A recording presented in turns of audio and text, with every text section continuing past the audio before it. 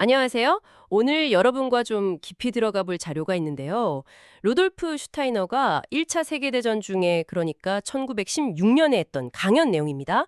특히 시대사족 고찰, 비진실성의 카르마, GA 173번 자료인데요. 당시 그 격동의 시기 이면에 있는 보이지 않는 힘이라든지 또 진실의 문제, 이걸 슈타이너가 어떻게 봤는지 그 핵심을 좀 같이 파헤쳐 보려고 합니다. 정보가 넘쳐나는 시대에 본질에 다가가는 시간이 되었으면 하네요. 자, 바로 시작해 볼까요? 네, 그 슈타이너는 당시 가장 큰 문제 중 하나로 뭐랄까 피상적인 판단 그리고 진실이 부족한 상태를 꼽았어요. 특히 언론 보도 같은 것만 봐서는 그 실체를 알기 어렵다고 본 거죠. 아, 피상성. 그렇죠. 그가 말한 비진실성의 카르마라는 게요. 단순히 거짓말하면 벌 받는다 이런 차원이라기보다는 사회 전체가 진실을 좀 외면하고 피상적인데 머무를 때 집단적으로 겪게 되는 그런 고통, 혼란 이런 걸 의미해요. 아, 그렇군요. 그래서 사실의 근거에서 판단하는 능력이 정말 중요하다고 강조했고요. 로자 마이레더 같은 사상가도 지적했듯이 외부 세계의 문제가 결국은 권력 문제와 연결된다는 그런 시각과도 좀 통하는 면이 있습니다. 피상성을 넘어서 그 눈에 보이는 사건 뒤에 숨겨진 세력들 얘기도 했다고요? 그건 좀 흥미로운데요? 소위 오컬트 형제단 같은 집단들이 영적인 지식을 정치에 썼다. 이건 무슨 얘기인가요? 좀 더 자세히 알려주시죠. 네네. 슈타이너는 특정 비밀 그룹들, 그러니까 영적인 지식이나 어떤 법칙 같은 걸 알아서 그걸로 세상에 영향을 미치려는 그런 집단들이 있다고 봤어요. 실제로요? 네. 예를 들면 세르비아 민족주의 단체였던 오물라디나, 나루드나 오드브라나 같은 조직들이 있었잖아요.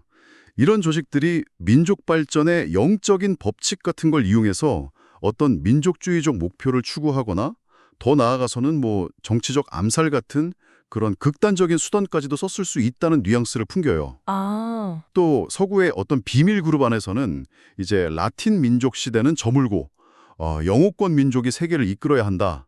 이런 걸 시대적 과제처럼 여기고 실제로 특정 민족의 흥망성쇠를 계획하고 촉진하려 했다. 이런 가르침이 있었다고 설명하기도 합니다. 단순히 음모론이라기보다는 그런 믿음 자체가 역사를 움직이는 힘이 될 수도 있다. 이런 관점이군요. 표트르 대제 유언 얘기도 나오던데 그것도 비슷한 맥락인가요? 그게 실제 유언이 아니었다면서요? 맞아요.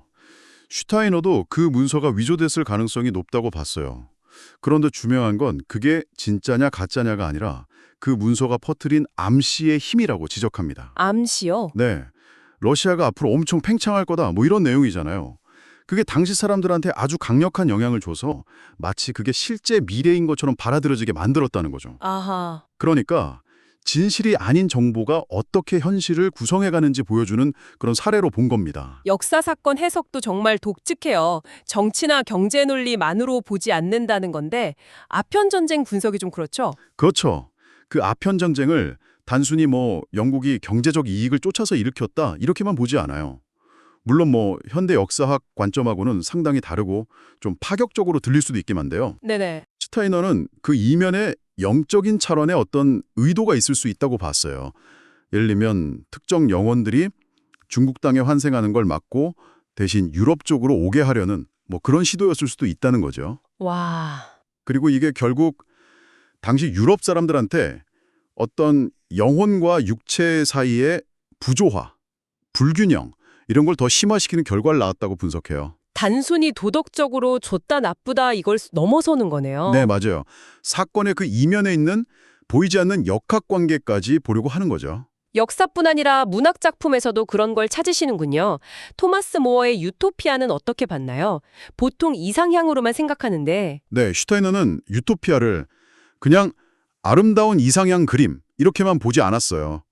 오히려 당대 영국 사회에 대한 굉장히 날카로운 비판으로 읽었고요. 또 공동 소유라든지 사적인 정치 토론 금지 같은 어떻게 보면 좀 기이해 보이는 제도들 있잖아요. 네, 있죠. 그런 걸 통해서 특정 사회 모델이 가진 어떤 가능성, 동시에 그 안에 숨겨진 위험성 같은 걸 탐구하는 되게 심오한 텍스트로 본 거죠. 겉모습 너머의 의도를 보려 한 겁니다. 듣고 보니 이 모든 얘기가 결국은 진실성이라는 문제로 이렇게 모이는 것 같아요. 네, 정확합니다. 슈타이너는 1차 대전 같은 그런 끔찍한 사건들이 결국은 인류가 진실을 제대로 마주하는 능력을 상실한 것과 아주 깊이 연결되어 있다고 봤어요. 그러니까 현상 너머에 있는 영적인 현실까지 포함해서 전체적인 진실을 보려고 하지 않고 그냥 피상적인 구호나 어떤 선동, 왜곡된 정보에 쉽게 휩쓸리는 상태, 이게 비극을 부른다는 거죠. 예를 들어서 그 가브리엘레 단눔치오 같은 인물이 특정 시기에 대중의 감정이나 어떤 비합리적인 의식을 막 자극해서 엄청난 영향을 미쳤잖아요. 그런 현상을 분석하면서 진실이 없을 때 어떻게 조작이 쉽게 일어나는지를 보여주기도 합니다. 이야, 루돌프 슈타이너의 거의 100년도 더 된 강연인데 오늘날 우리가 세상을 보는 방식에 대해서도 정말 많은 질문을 던져주네요. 숨겨진 영향력이라든지 영적인 흐름, 그리고 무엇보다 진실을 대하는 태도의 중요성까지요. 네, 슈타이너의 관점을 한번 따라가 본다면요. 만약에 우리 주변에서 일어나는 사건들을 이면에도 우리가 평소에 잘 모르는 어떤 힘이나 의도가 작용하고 있다면 그럼 세상을 이해하는 방식 자체가 좀 근본적으로 달라져야 하지 않을까. 이런 생각도 들죠. 이게 단순히 과거 이야기가 아니라 어쩌면 지금 우리에게도 여전히 유효한 질문일 수 있습니다. 여러분은 오늘 저희가 나눈 이야기들 어떻게 들으셨나요? 우리가 매일 접하는 수많은 정보와 사건들을 분석할 때 슈타이너가 말한 이런 보이지 않는 차원을 고려해 볼 여지가 있을까요? 한번 스스로에게 질문을 던져보시면서 이번 시간 마무리하면 좋겠습니다. 다음 시간에 또 다른 흥미로운 자료로 찾아뵙겠습니다.